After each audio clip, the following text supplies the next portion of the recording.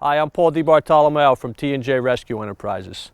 We're here today to demonstrate a short side, short access lift to free a pedestrian who's been pinned under this vehicle. In a few minutes, the guys are going to come in with the Hurst hydraulic spreader and the TL9 stabilizer to perform a lift in the middle of the short side here to extricate this person that's pinned under the vehicle.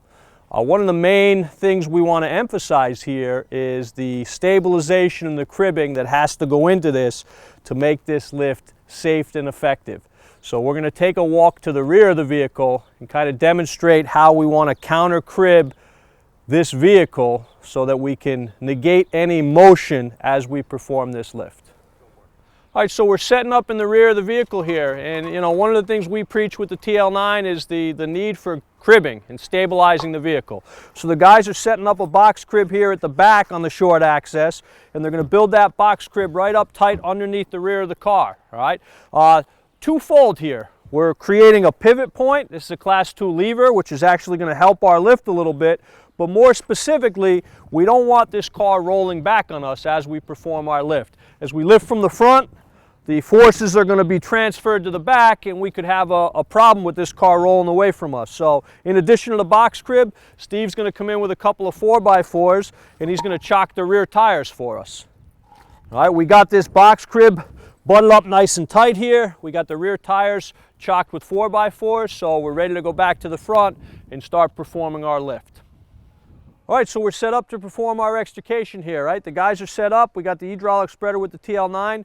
Eric's going to initially come in and try to find a spot, in the area of the front bumper just to lift up a little bit. As he lifts up, the guys are cribbing under the A-post from each side.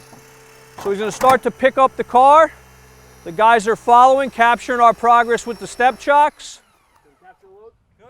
Good. All right, we're going to capture that load. What he's trying to do is just create some space so he can get under deeper with the spreader.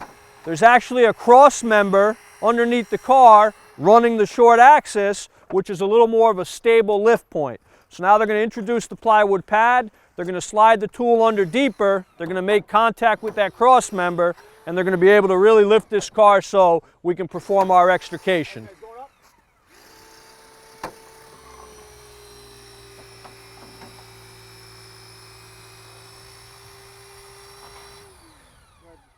Good. Can I capture? Hold on a second here.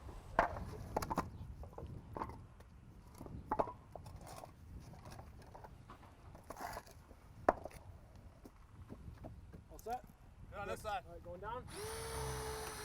All right, Tim, come in and So you see the height we got? We got plenty of height off that victim. If he was impaled or wrapped around something under the car, we had to really perform an extrication. We got plenty of height in short order where we could get under there and free this victim easily.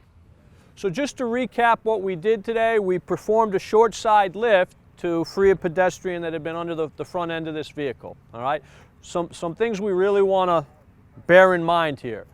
The cribbing in the rear that we set up is critical. Right? A nice box crib in the rear of the vehicle. Okay, and chasing the load as we lift, our progress capture here from each side under the A-post as the load is lifted. But as you can see, we're able to achieve significant height with the TL9 and the spreader there in a very short order to perform this extrication.